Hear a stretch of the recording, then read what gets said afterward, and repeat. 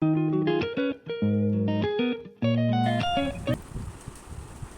everyone, welcome to Ecstatic Pathshala, and today we are going to discuss the poem of our class 11th English from the book Hornbill.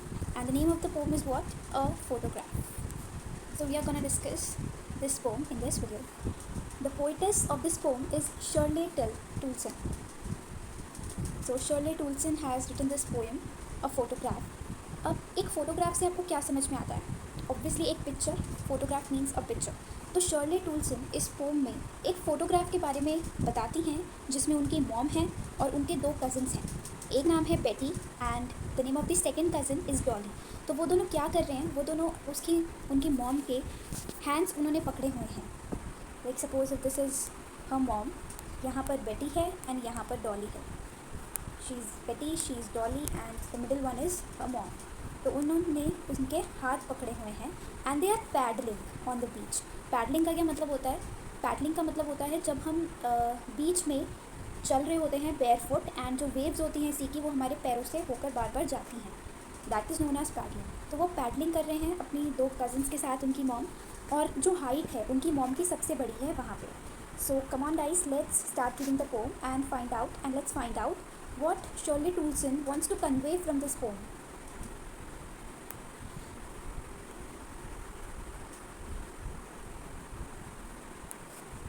The cardboard shows me how it was when the two girl cousins went paddling, each one holding one of my mother's hands, and she, the big girl, some 12 years or so.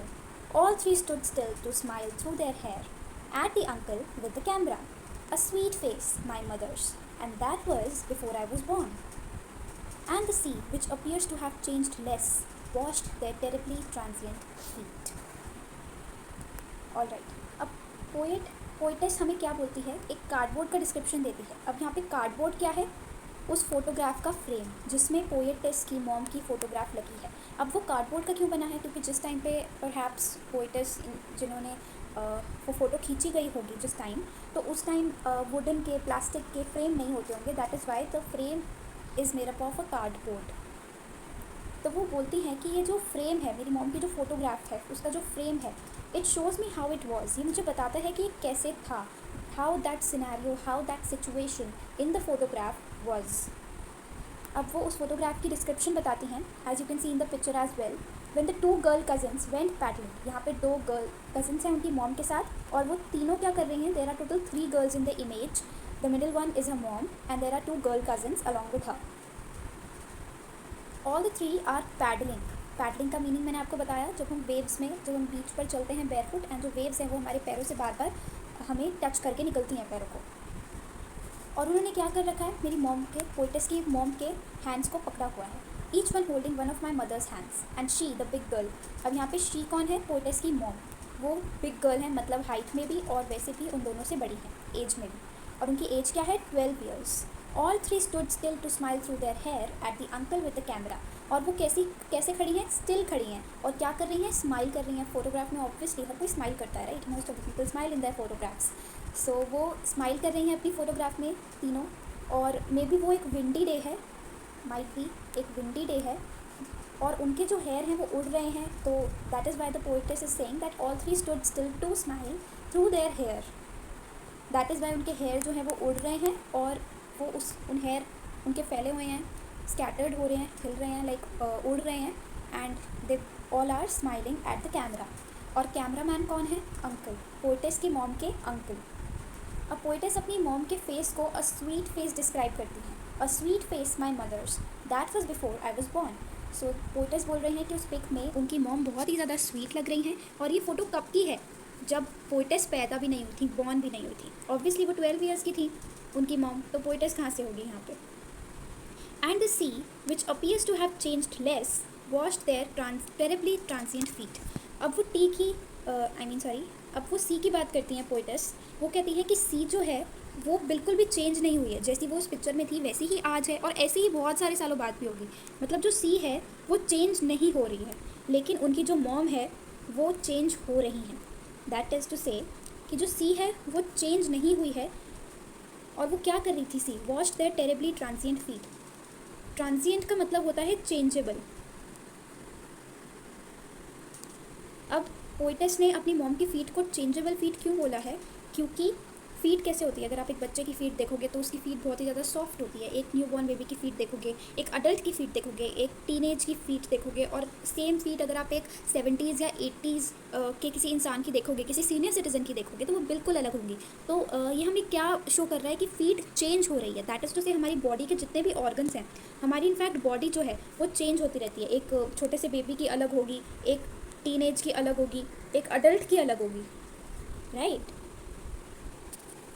और ultimate हमारी destiny क्या होती है? Death, जहाँ पर हमारी body को या तो हमारी बॉडी को क्रीमेट किया जाता है। तो यही पोइटेस बता रही हैं कि वो जो सी है, जो बिल्कुल भी चेंज नहीं हुई है, चेंज नहीं होती है, वो उनकी मॉम की फ़ीट को वॉश करके निकल रही थी, जो कि चेंज हो रही हैं। तो यहाँ पे सी का कंपैरिजन किया गया है पोइटेस की मॉम से, या फिर उनकी फ़ीट से, पोइटेस की मॉम की फ़ीट से। अब अगर आपको क्वेश्चन आए कि सी यहाँ पे किस चीज़ का सिंबल है, so you will write that the sea symbolizes immortality. Sea immortality को सिम्बलाइज़ करती है और एटर्निटी को सिम्बलाइज़ करती है। क्यों? क्योंकि वो चेंज नहीं हो रही है, जैसी है वैसी ही है। लेकिन जो मॉम है वो चेंजिंग सर्कमस्टेंस, चेंज को सिम्बलाइज़ कर रही हैं। ट्रांसिएंट फीट जो है उनकी, वो चेंज को सिम्बलाइज़ कर रही है कि लाइफ में हमेशा चेंज आते हैं, हमारी बॉडी चेंज होती है, एंड अल्टीमेट डेस्टिनी हम सब की डेथ होती है। सम 20-30 ईयर्स लेटर, अब हमने देखा कि फर्स्ट पैराग्राफ में पोइटेस हमें उस पिक्चर की डिस्क्रिप्शन बता रही हैं, उस फोटोग्राफ की डिस्क्रिप्शन बता रही हैं, और उसमें जो उनकी मॉम है, कज़न्स हैं, वो क्या कर रहे थे, है ना, ऑल अबाउट द फोटोग्राफ। अब उसके बाद नेक्स्ट पैराग्राफ में पोइटेस, लेट्स सी पोइटेस हमें क्या बता रही हैं। Some 20-30 years later, she would laugh at the snapshot, see Betty and Dolly, she would say, and look how they dressed us for the beach. The sea holiday was her past, mine is her laughter. Both ride with the labored ease of loss. अब poetess बता रही हैं कि 20-30 years के बाद जब उनकी mom around 30s या फिर 40s की एज में थी, तब वो इस फ़ोटो को देखती थी और लाफ करती थी। Snapshot means this photograph, a picture, snapshot means a photograph. वो कहती थी कि देखो बेटी और डॉली को देखो, और देखो कि उन्होंने हमें किस तरीके से ड्रेस किया था। अब हुआ they in this line the parents of her mom, parents of a mom और कज़न्स। तो वो बोलती थी कि देखो, लाफ करके बोलती थी कि देखो बेटी और डॉली को, और देखो किस तरीके से हमें हमारे पेरेंट्स ड्रेसअप करते थे। और जो पोइटेस बता रही हैं कि जो सी हॉलीडे था वो उनकी मॉम का पास्ट था, लेकिन जो पोइटेस का पास्ट है, पोइटेस का पास्ट है उनकी मॉम, पोइटेस का पास्ट है उनकी मॉम। क्यों? क्योंकि अब उनकी मॉम की डेथ हो चुकी है और वो उनके ऊपर एक ये पोएम लिख रही हैं। सो हमने देखा कि फर्स्ट पैराग्राफ में उन्होंने फ़ोटोग्राफ की डिस्क्रिप्शन दी, सेकेंड पैराग्राफ में उन्होंने उस चीज़ की डिस्क्रिप्शन दी जब उनकी मॉम 20-30 ईयर्स बाद का उन्होंने डिस्क्राइब किया, जब उनकी मॉम 30s या 40s की एज में थी।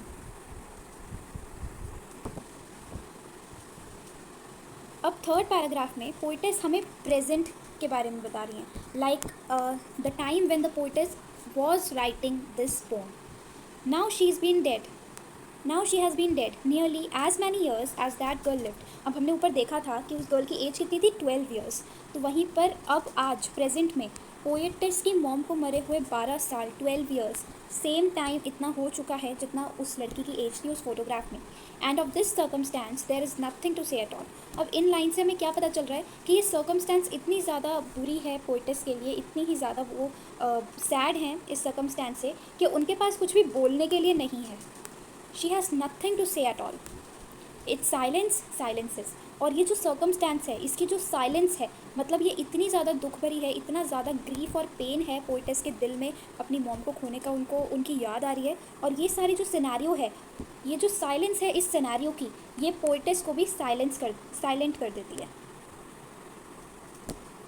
सो at the end she has nothing to say at all and she is just silent and silent. To be more precise, she is speechless. Alright guys, so this was all about our poem written by Shirley Toulson. So let's now discuss the poetic devices that have been used in this poem. First of all, we'll talk about transferred epithet.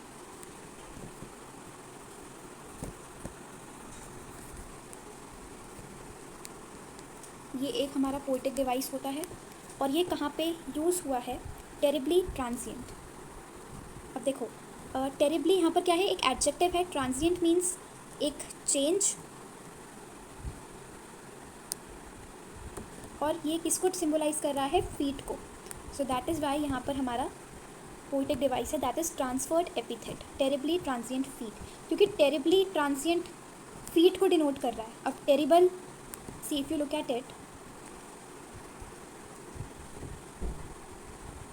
Terrible actually feet को denote कर रहा है, but ये transient के साथ है ना? And so the two phrases are combined together, that is why it is transferred epithet.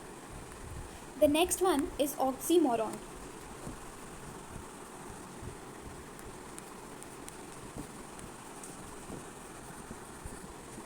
अब हमारा ऑक्सीमोरन कहाँ पर है? लेबर्ड ईज में. Look where is laboured ease, ये रहा, laboured ease of loss. Both wry with laboured ease of loss का क्या मतलब है? राय का मतलब होता है आयरनी, और with laboured ease of loss मतलब उनकी mom and the poetess as well, वो दोनों एक लॉस को फेस कर रही हैं. पोइटेस किस लॉस को फेस कर रही हैं? अपनी मॉम को खोने के लॉस को. और जो उनकी मॉम है वो किस लॉस को फेस कर रही हैं?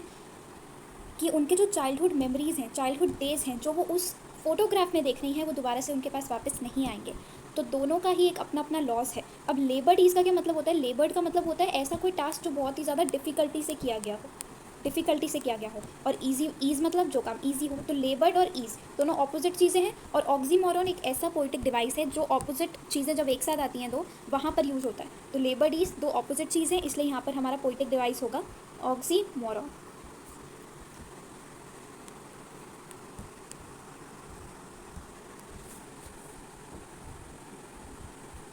ये दो हमारे सबसे ज़्यादा इम्पॉर्टेंट पोइटिक डिवाइसेस हैं. अब एक और चीज़ मैं आपको बताना चाहूँगी कि इसमें पोइटेस अपनी मॉम को ट्रिब्यूट पे कर रही हैं. Like why is the poetess writing this pome about her mom? तो वो अपनी मॉम को ट्रिब्यूट पे कर रही हैं उनकी डेथ के बाद, और वो काइंड ऑफ नॉस्टैल्जिया है, मतलब अपनी पुरानी यादों को याद कर रही हैं. Okay, that is the state of a feeling nostalgic. Okay, now there are several other poetic devices used in this poem as well, like alliteration, consonance, assonance. Alliteration होता है जब consonants की sound repeat होती है, या तो words के starting में या ending में. For example, यहाँ पे terribly transient में T की sound repeat हो रही है, that is alliteration. My mothers में M की sound repeat हो रही है, that is alliteration. And then you can see stood still, smile. Here also it is alliteration. T, it's alliteration. So like this you can easily find out where is alliteration and consonants and assonance. Like cousins में I and paddling में I, so this is assonance. यहाँ पे O की sound repeat हो रही है, one में O, holding one, mothers of, so this is also assonance, क्योंकि यहाँ पे vowels की साउंड रिपीट हो रही है. T, through, there, it is alliteration. और अगर हम यहाँ पे भी TH को ले लें, यहाँ पे भी TH और यहाँ पे भी TH, तो हम इसको assonance, नो, हम इसको consonance बोलेंगे. alliteration इसलिए नहीं क्योंकि बीच में और भी words हैं.